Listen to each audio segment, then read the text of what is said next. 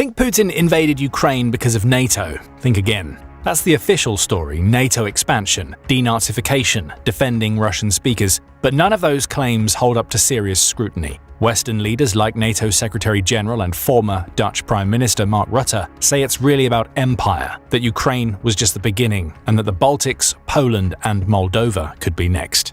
But even that narrative only scratches the surface. The truth is deeper, older, and far more calculated than anyone expected. Because Russia's issues with Ukraine and NATO didn't start with Putin. They began decades ago, with a series of moves that almost no one recognized for what they really were. NATO was created in the aftermath of the Second World War. The intention was to place European nations under the protection of the US's military blanket, to allow them to rebuild and recover from the unprecedented destruction caused by the war, without interference from Joseph Stalin's Soviet Union. The US was by far the strongest military left standing after the war, and the only nation with nuclear weapons. But after having crushed Hitler's invasion of Russia and marching triumphantly into Berlin, the Soviets remained a powerful and belligerent threat, with de facto control over most of Eastern Europe. The original members, when NATO was established on April 4, 1949, were Belgium, Canada, Denmark, France, Italy, Luxembourg, the Netherlands, Norway, Portugal, the United Kingdom, and the United States. Greece and Turkey then joined in 1952, West Germany joined in 1955, and Spain in 1982. The rearmament of West Germany by NATO members in 1954 elicited strong protests from non-NATO Eastern European states, particularly Czechoslovakia and the Soviets. With the consequences of German militarism from the previous decade still fresh in the memory, they, understandably, feared a remilitarized West Germany. A series of discussions and meetings took place between NATO and the Soviets in 1954 about the proposed rearmament of West Germany and its incorporation into NATO. Among their proposals, the Soviets even went so far as to suggest that they should also join NATO, but this suggestion was rejected by the US. The Soviets also proposed that East and West Germany should be unified into a single, neutral state. However, the US insisted that a unified Germany should not be neutral and should be free to rearm and join the European Defence Community, or EDC, project being contemplated at the time. The EDC was ultimately never established. However, the Soviets concluded that since the NATO members had rearmed and incorporated West Germany in spite of their concerns, they would need a collective security arrangement of their own. Soviet Foreign Minister Molotov was concerned that NATO, inclusive of Germany, would sooner or later cast a more aggressive eye toward the USSR. And so, on May 14, 1955, the Warsaw Pact was signed by the USSR and 7 other Eastern European countries: Albania, Bulgaria, Czechoslovakia, East Germany, Hungary, Poland, and Romania. An iron curtain went up between East and West. In a sense, Molotov's fears had become a self-fulfilling prophecy, with NATO's eye now fixed on the Soviets. And that's pretty much how the status quo remained until 1991, when the Soviet Union fell apart, and with it the Warsaw Pact. Ukraine, as one of the core Soviet socialist republics, had been a vital part of the Soviet system, which dominated the Warsaw Pact, and later emerged as a key protagonist in the USSR's collapse. In fact, Ukraine's declaration of state sovereignty on July 16, 1990, is considered by some historians to be as significant a moment in the fall of the Soviet Union as the iconic tearing down of the Berlin Wall the previous year. The Soviet Union had collapsed economically in the final years of the 1980s, and left with only bad options, Premier Mikhail Gorbachev began a series of reforms in an attempt to revitalize the system. But his policies, glasnost and perestroika, unleashed forces he could no longer control. What followed was a fraught period of negotiations, both internally between Moscow and the other Soviet republics, including Ukraine, and externally with the US and major European powers. Central to the discussions, once again, was Germany. The NATO powers wanted to reunify East and West Germany, with the unified nation retaining West Germany's membership of NATO. Western leaders began pitching to the Soviets to get them to buy into this plan, and assurances were given, verbally, on multiple occasions, that the reunification and future NATO activities wouldn't negatively affect Soviet interests in their sphere of influence. Much focus has been given to the US Secretary of State James Baker's verbal undertaking to Gorbachev that NATO wouldn't move 1 inch east, which has been disputed and discredited in many Ukrainian and Western circles. Many years later, in an interview, Gorbachev himself stated that the idea that firm commitments to this end had been given was a myth. However, declassified documents reveal that Western leaders were well aware that the issue of NATO expansion into former Warsaw Pact countries was a matter of great concern for the Soviets. And the documents also reveal that similar assurances were made by Baker, then President George Bush, West German Chancellor Helmut Kohl, and others. There's little to suggest that at the time NATO was being dishonest, namely that it was in fact intending to expand into the former Soviet sphere of influence.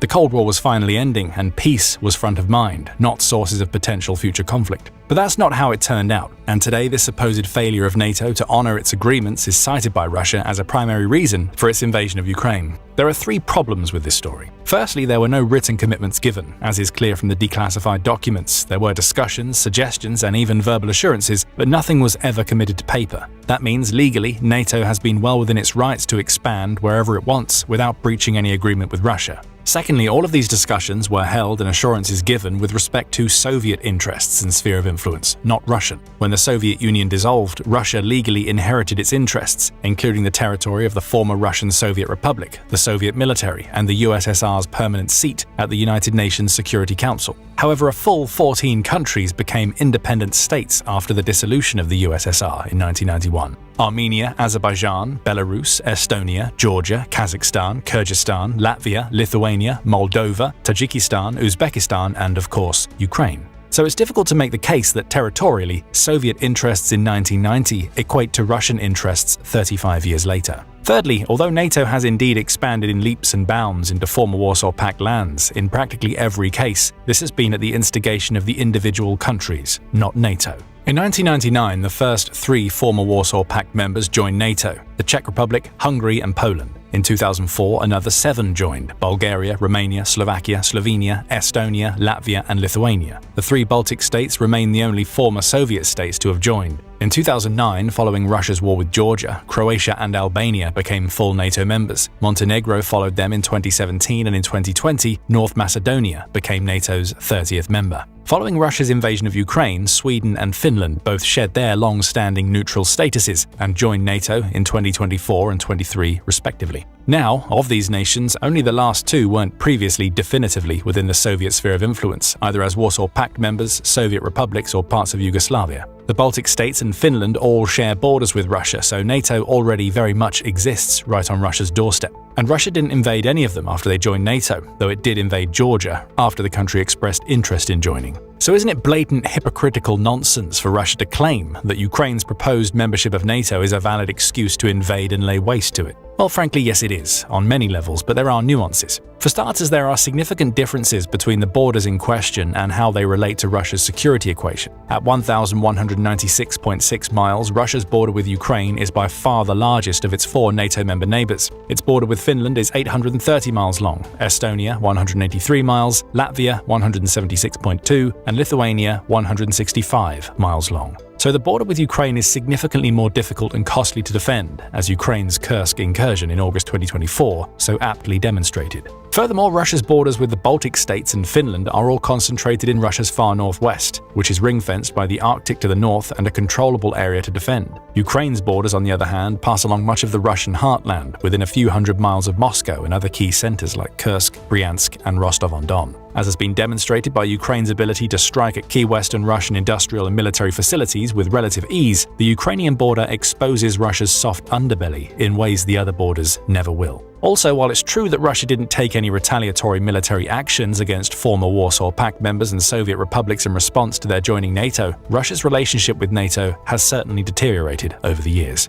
In the 1990s, post-Soviet Russia quickly became somewhat of a basket case, economically and politically. There was an attempted coup in 1991, followed by a constitutional crisis in 1993. Post-Soviet President Boris Yeltsin oversaw a decade of the strip mining of the former Soviet prized assets by domestic and international oligarchs. Against this backdrop, the former Warsaw Pact countries publicly expressed a desire to join NATO, as did many of the former Soviet republics, and found significant sympathy within NATO. Since the Soviet threat no longer existed, a weakened Russia alternately called for the elimination of NATO, due to its conversion from a military alliance to a political one, and for Russian membership in the organization. NATO ignored them. When the Czech Republic, Hungary, and Poland were shortlisted for NATO membership, Russia protested loudly, but there wasn't much more they could do. Yeltsin couldn't stop these countries from joining NATO, but needed a way to quiet the growing dissent among the Russian political leadership. Eventually, a solution was found. On May 27, 1997, NATO and Russia signed a cooperation pact known as the NATO-Russia Founding Act. This agreement allowed Russia to have a consultative role within NATO discussions and provided the political cover Yeltsin needed to sell NATO's imminent expansion into Eastern Europe to the political elites back home. So, when NATO absorbed the first 10 former Soviet-controlled nations in 1999 and 2004, the whole process technically happened with Russia's involvement, though Moscow strongly opposed the expansion, with Yeltsin later calling it a forced step. However, things had started changing when Vladimir Putin came to power in 1999. Initially, he took a pro-Western stance and even reportedly asked Bill Clinton in 2000 about the possibilities of Russia joining NATO. But by 2007, his tone had changed considerably. In a now famous, or notorious, depending on how you look at it, speech at the Munich Security Conference in 2007, he warned that NATO's continued expansion eastwards was eroding Europe's security architecture and would result in a major conflict. He was particularly unimpressed by NATO's deliberations about inviting both Ukraine and Georgia into NATO. In 2008, William Burns, most recently the CIA director, but at the time the US ambassador to Russia, among others, advised against it. Ukrainian entry into NATO is the brightest of all red lines for the Russian elite, not just Putin, Burns wrote. I have yet to find anyone who views Ukraine in NATO as anything other than a direct challenge to Russian interests. NATO policymakers ignored him, and at the 2008 Bucharest conference declared that Ukraine and Georgia would eventually become members, though neither was formally inducted into NATO's MAP program. And next thing you know, Russia was at war with Georgia. The conflict resulted in two provinces of Georgia, Abkhazia and South Ossetia, declaring independence, which is recognized by Russia and pretty much nobody else. Georgia and most of the world still consider the territory as Georgian, which is a crucial point when it comes to Georgia's possible admission to the NATO membership ranks. The NATO membership process requires countries to peacefully resolve international, ethnic, or external territorial disputes before they can join. So long as the two breakaway regions exist and are claimed by Georgia, Georgia, by de facto if not de jure, can't join NATO. From Putin's perspective, the problem is solved. Russia's invasion and annexation of Crimea in 2014 and the oblasts of Donetsk, Luhansk, Kherson, and Zaporizhia pose an identical problem for Ukraine. If Putin's intention of invading these regions was to prevent Ukraine's admission to NATO, it's been an effective, if hugely bloody, costly, and completely unnecessary strategy. But there's more to it than that. Ukraine, along with Belarus, has much greater significance to Russia than any of its other former territories. Indeed, while the Ukrainian people have been actively trying to assert their sovereignty for centuries, to Putin and many other modern nationalists, Ukraine, Belarus, and Russia are more or less one and the same thing. Somewhat ironically, both visions can be traced to a significant extent to the Khmelnytsky uprising of 1648 to 1657 and the Pereyaslav Agreement of 1654 that resulted from it. Under the command of Hetman Bohdan Khmelnytsky, the Zaporizhian Cossacks, allied with the Crimean Tatars and the local Ukrainian peasantry, revolted against the Polish-Lithuanian Commonwealth. The war, characterized by savage, mass atrocities on both sides, liberated the Ukrainian Orthodox population from subjugation and led to the establishment of a Cossack hetmanate in Ukraine. In this sense, it's regarded as a pivotal historical expression of Ukrainian national identity. However, the uprising also led to the eventual incorporation of eastern Ukraine into the Tsardom of Russia, initiated by the 1654 Pereyaslav Agreement. The agreement saw the Cossacks swear allegiance to the Tsar while retaining a wide degree of autonomy. However, right from the start, this was a match seemingly made in hell, at least from the Ukrainian perspective. A period of political turbulence and infighting in the hetmanate followed directly, known as the Ruin. These events eventually led to the full incorporation of the Cossack hetmanate into the Russian state, and by the 20th century, the Pereyaslav Agreement had become a celebrated event in Soviet history and philosophy, presented as the reunification of Ukraine with Russia. Ukraine had declared independence in 1917, seizing the opportunity in the chaos following the Bolshevik overthrow of the Tsars. A unified, independent Ukrainian state briefly emerged in 1919, before being subsumed again into the Soviet juggernaut. So Ukraine remained, however unwillingly, unified with Russia until independence in 1991. Regardless of the Ukrainian pursuit of sovereignty, the Soviets continued placing great value on the treaty throughout the Stalin and post-war era. The 300th anniversary celebrations of this reunification in 1954 were widespread in the Soviet Union and included a little event that would change the world 60 years later: the transfer of Crimea from the Russian Soviet Federative Socialist Republic to the Ukrainian Soviet Socialist Republic. In 2014, Russia, of course, seized Crimea and annexed it back into the Russian Federation. What did that event have to do with Ukraine seeking NATO membership?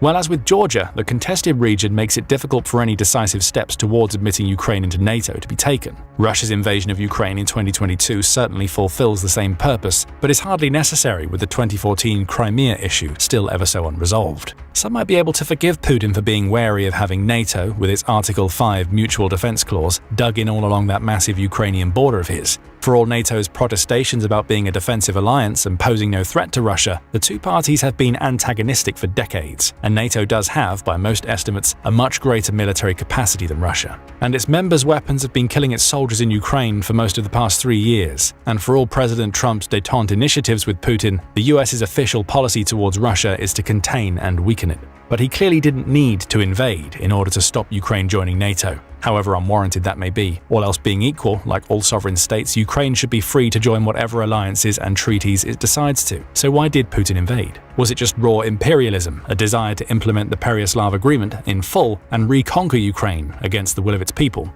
Possibly. However, after his experience with the Chechens, it's unlikely that Putin has any desire to deal with a sustained, widespread insurgency carried out by an extremely capable population. That's exactly what's likely to happen in the improbable event that Russia is able to conquer Ukraine completely. Besides, absorbing all of Ukraine into Russia would be pushing his own border right into the heart of NATO, opening up a host of new hostile fronts. If Putin aims to keep NATO from his doorstep, then pushing his borders onto Poland, Hungary, Moldova, and Romania would be an act of spectacular self-sabotage.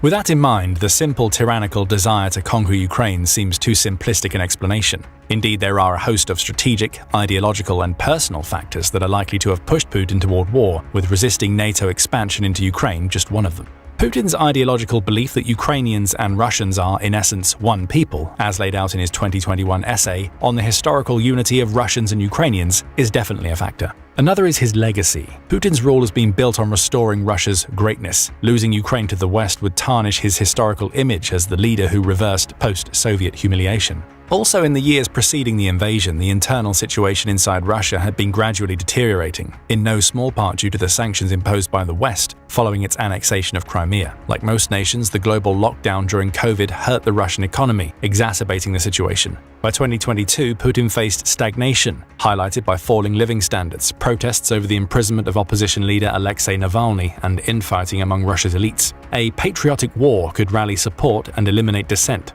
A high-stakes gamble to break the deadlock of Western pressure and sanctions. Plus, Putin had been watching with horror as Ukraine's military had grown from strength to strength, boosted by NATO training and high-tech weaponry like US Javelins and Turkish Bayraktar drones. By 2022, this was not the same army that had been forced to retreat from Debaltseve by Russian-backed Donbass separatists in 2015, prompting Ukraine to reluctantly sign the Minsk II Accords. He probably looked at the decrepit state of his own forces, ran the numbers, and concluded that there was a limited window of opportunity to act preemptively before any military advantage he had would be lost. So all things considered, it seems more likely that Putin's motives are a case of defensive imperialism rather than raw aggression, a war based on fear rather than greed, so to speak. The war certainly hasn't gone the way he planned it. Whether it results in Ukraine's admission to NATO down the line remains to be seen. If you enjoyed this video, please hit the like button and subscribe to stay updated for more deep dives into the stories behind the news. And thank you, as always, for watching.